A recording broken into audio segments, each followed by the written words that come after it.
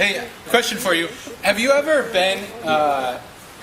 expected that a message like this here at youth group or a place at camp, like FOHO or whatever, have you ever expected or thought that it would change your life? Yes. Yeah. I think maybe in some ways we even expect that, don't we? We come and we want to hear a message, and I want to be moved. You know, like I just want to be challenged. I want to be changed. Change me, Let me ask you this: have you ever been to Forest Home? Who's been to Forest Home? It's our work camp. If you haven't been before, Hayden, it's pretty awesome. You go to Forest Home. Okay, stay with me. You go to Forest Home, and you hear this awesome message, and you have this like emotional, like spiritual mountaintop experience, right? Mm-hmm. And then you come home, and you're the same person. Has that ever happened to you? Yes. You go there, you experience this great stuff, and then you come back, and it's like, okay, nothing even happened. Mm. I went to a camp growing up called Camp Adeline. Okay, I grew up in the suburbs of Chicago, and so we drove like 2 hours out into the middle of nowhere, like Podunk town, nobody around, and went to this small camp. Mainly it was me and my brothers and my cousins, and then some of our friends that lived in this little small town. So there was really only about like 20, maybe 30 people at this camp, so real small. But I remember about this camp is it was just so much fun. I have so many good memories of it. One of them is we played this game called Big Ball. Okay, and it was kind of like soccer meets football, so you could kick it and you could punch it as well. And the reason why you could punch it is because the ball was so big that it could take small children out. And it was really this like ball that was seriously like this high off the ground, like really big, kind of like a kickball, but like the rubber on it was thicker, and so it was brutal. And leaders would play, and seriously, in junior high, that's when I started going to camp, like this tall, running around, and I mean, you get taken out. Someone would kick this ball at you, and it would take you down to the ground. It would slam you into the wall. It was so intense. My brother Jared still lives in Chicago, and he recently went back to camp, and that big ball is still there. They're still playing that game. That's how tough that big ball is. It's still there after all these years, and I'm getting old. I remember we had this green van. It was like this old green 15-passenger van, and like it drove us down to the local pool because there wasn't one at the camp, and it was this really old, crappy van, and we thought like we were fearful for our lives, that we were going to die, it was going to blow up, or we'd be stuck on the side of the road or something. But it's these great memories. I remember there was this place called the Tabernacle. It's where we met for our worship and stuff. And it had this barn doors. You're going to see in the picture that I'm going to show you in a second here. These like doors that would open up from the side, and it was just like this huge, massive building. I remember we would do worship in there, and all these great messages and games. You know, you think about camp, and there's just like these fond memories of our experiences there. But you know what? Truthfully, you know what I did at camp? Met the babes. Met the babes. I remember being all about trying to just kiss girls. Like that's what I wanted. That's what I wanted more than anything at camp. Okay, now the first time I went to camp, I was in 7th grade. It might have been 8th, but I'm pretty sure 7th grade. And I actually have a picture of me at this camp as a 7th grader. And there's this girl. There's 4 of us. 2 of our friends are there. There's this girl. She's a sophomore in high school. Oh my God. And I remember, I'm just going to show you the picture here. There it is. And that's the Tabernacle right there behind us. And that field is actually where we play big ball. It's so awesome. But that's me, this little timid 7th grader. And I'm the one on the left. And then the girl on the right, her name is Andrea. Oh, Andrea. And behind the Tabernacle there's bathrooms. And I remember one night we went out like behind the bathroom, and well, you know. This is church camp. They made perfect. They made perfect. Is that why there's no purple rule? That's a pretty awesome picture, isn't it? I love her. That is not going to find its way on Facebook, so What year is that? Wait. so enjoy it while it It's lasts. already on there. Oh, sorry, it's gone. Yeah, I'm going to leave it up there for a little bit longer. Okay, hey, have you ever gone to camp Yes. Yeah. and focused more on girls or boys than Jesus? No. Has that ever been your purpose for going to camp? Not really. I have a question for you. Hey, stay with me. Maybe the message at camp, this like spiritual high that we all hope for, maybe that actually has very little to do with life change. But isn't that what we want? We go there and we want to be changed, we want to be challenged, we want to be moved. I mean, if a message has very little to do with it, then what does? What actually brings about life change? There are a lot of quotes about change. I could list quote after quote. I got a few of them I want to share with you. Look at this one, John F. Kennedy. Change is the law of life, and those who look only to the past or present are certain to miss the future. What about this one? Consider how hard it is to change yourself, and you'll understand what little chance you have in trying to change others. Is it hard for you to change you? Is it hard to change your grades, or your habits, your family life, your friends?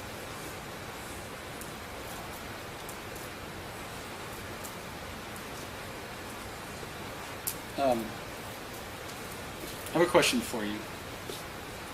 What is something that changes from one state to another and back again?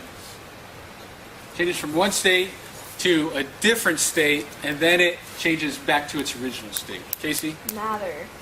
Matter? Yes. Okay. Elise? Water. Water? Boom, that's where I was thinking. Well, there's this thing in pregnant women where, like, they're pregnant, and then when they go into pregnancy, you have this. It's called a positive feedback loop, and they start creating like their body goes into like this hyped up form.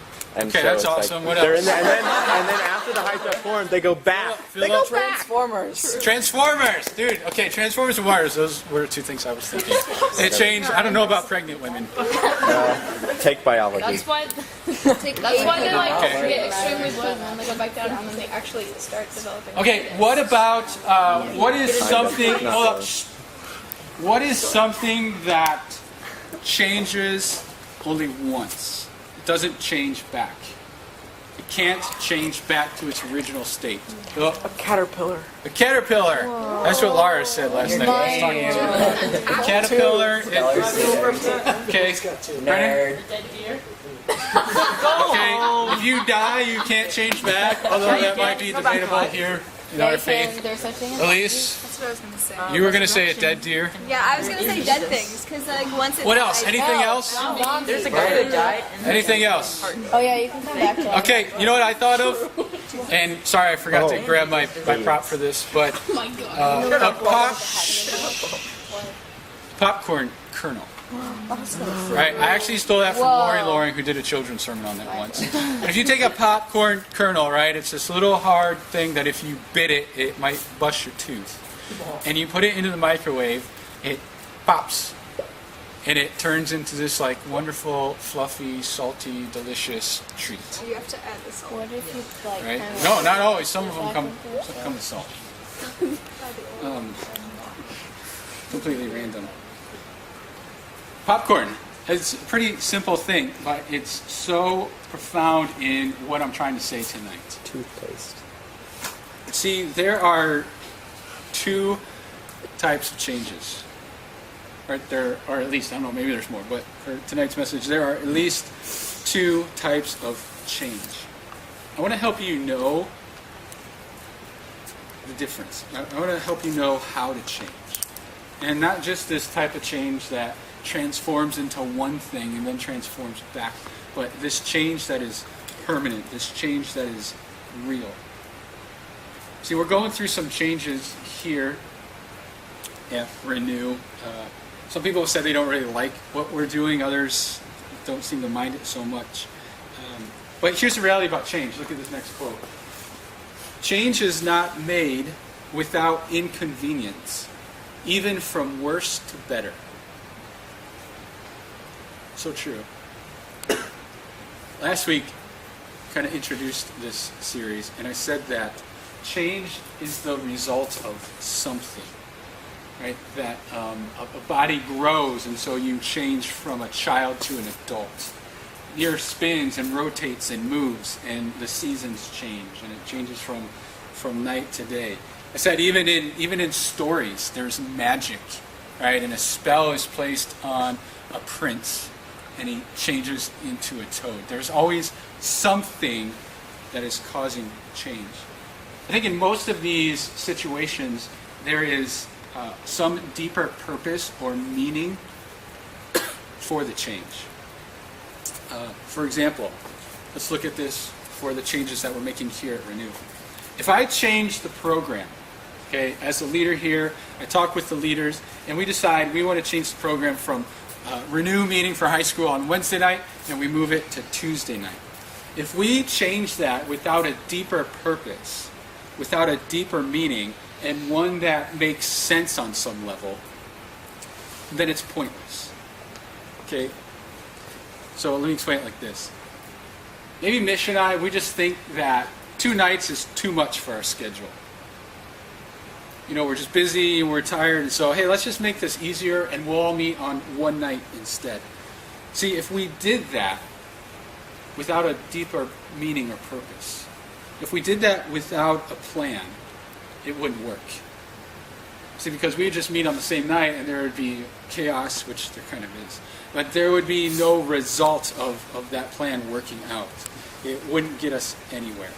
But if there's a legitimate reason why, if there's a purpose, if there's a plan, if there's a how-to, then things will probably change. It will work. And I think you guys are going to see that with this. Here's where this gets a little bit more personal. Same is true for you. Okay? If you change clothes or your style or your hair or whatever to be more popular, people might like it at first. People might like your new style, but guess what? At the end of the day, you're still you. You still will be the same person, and they may or may not like you. See, changing things on the outside doesn't change who I am on the inside. It's okay to change what's on the outside, but if you do it hoping to be happier, that won't work. So this becomes personal for you not only in your lifestyle, but also in your faith, because our faith, I think, is very similar. See if you follow with me on this. If I say I want to read my Bible more because I went to camp and I got all excited about Jesus and there were these great messages and there was just this like spiritual mountaintop experience, but then I come back home after that and I don't read my Bible any more than I did prior to going to camp, what does that say about my motives? Poor. They were poor motives. That's right. It says that I only wanted this outside change because of my surroundings, because of what I was experiencing, what was going on there.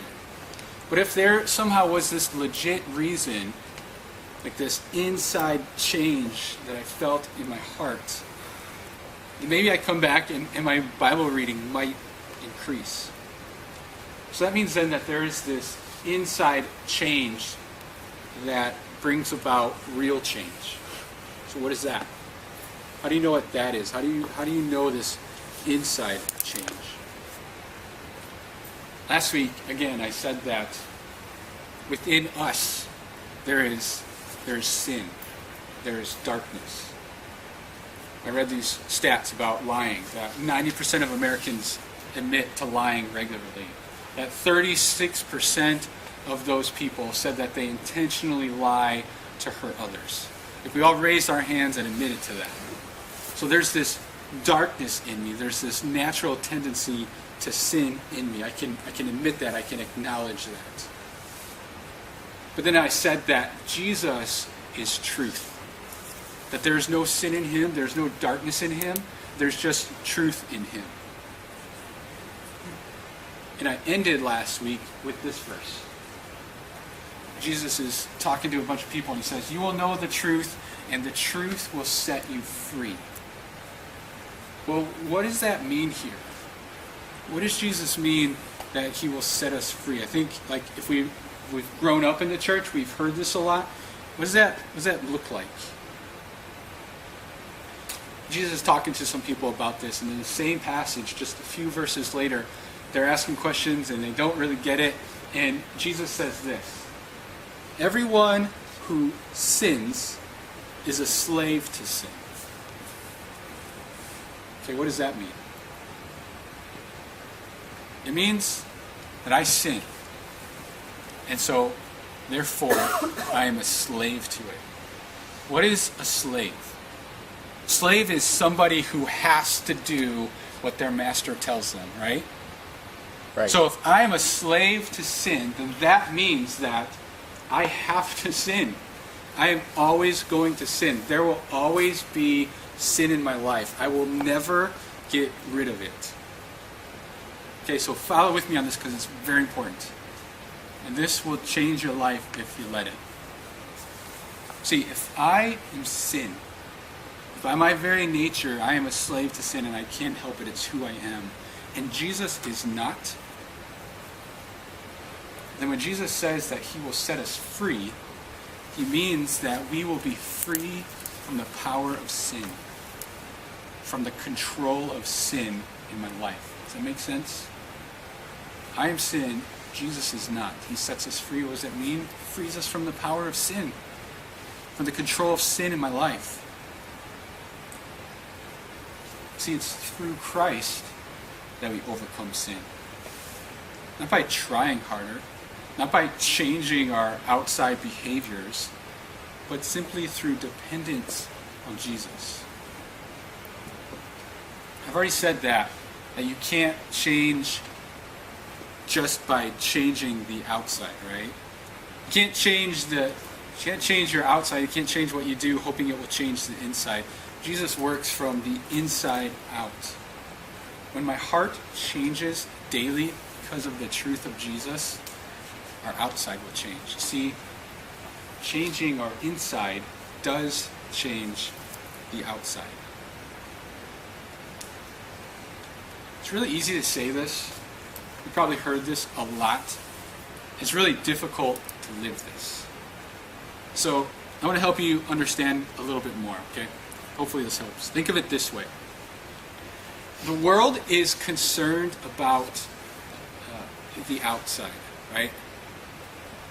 We make fun of people because of the way they look. We're just so focused on fashion and style. There's just so many examples we could give for this. The world is concerned about the outside. Jesus is concerned about the inside, right? He's concerned about my heart. He's concerned about the things that I feel. Sometimes the outside influences how I feel on the inside. Follow me on that? Sometimes the things that happen on the outside influence how I feel on the inside. So maybe that means I'm self-conscious and I'm crazy afraid of what other people think of me. And so I constantly worry about the things that they say, or I constantly worry about my appearance, how I look, so I can please those people. Let me tell you something. There is not freedom in that.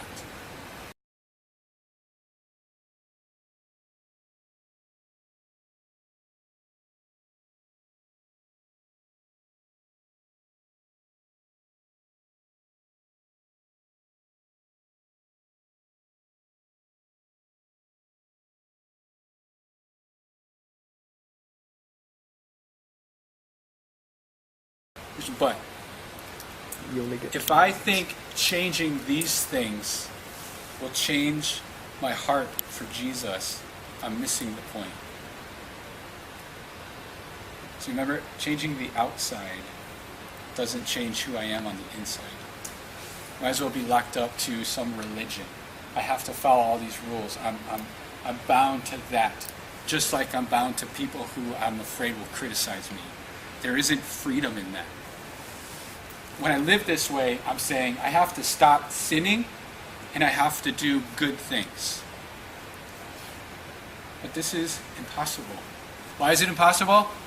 Because Jesus says, everyone who sins is a slave to sin. You will always sin. You will always be sin. You can never do anything that's good enough. Paul says in Romans, he's like talking about this stuff. He's talking about this sin and how it just takes control of his life. And he says, the things that I don't want to do, I do. And the things that I do want to do, I don't do. That's how strong the power of sin is in my life. I can't even do the things I want to do. Have you ever felt that way? Like I just want to be this good person and I can't do it. I'm constantly doing negative things. I'm constantly doing bad things. That's because sin controls your life. It's who you are. It's your nature. You can't control the power of sin in life. Instead, the inside says, I acknowledge and I admit how I feel. I feel this desire to sin, but yet I want to do good. I'm selfish, but yet I want to love others. The only way to do that is through Jesus. Remember, there's no darkness in him. There is no sin in him. His truth changes me. See, this is where truth comes in. This is where truth is so huge. Until I confront the truth, I will always be hiding.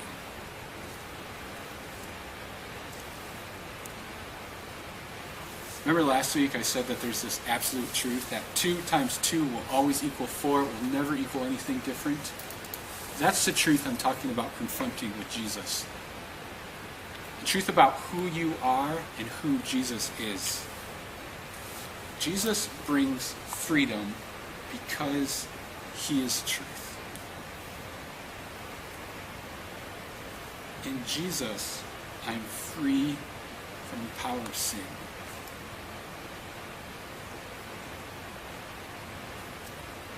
I know this is hard to get. I'm still trying to figure it out. I'm old. But until you grasp this idea that Jesus is real, that Jesus is truth, and that he alone changes your life, that you cannot do it at all, you will be locked up. But Jesus brings freedom.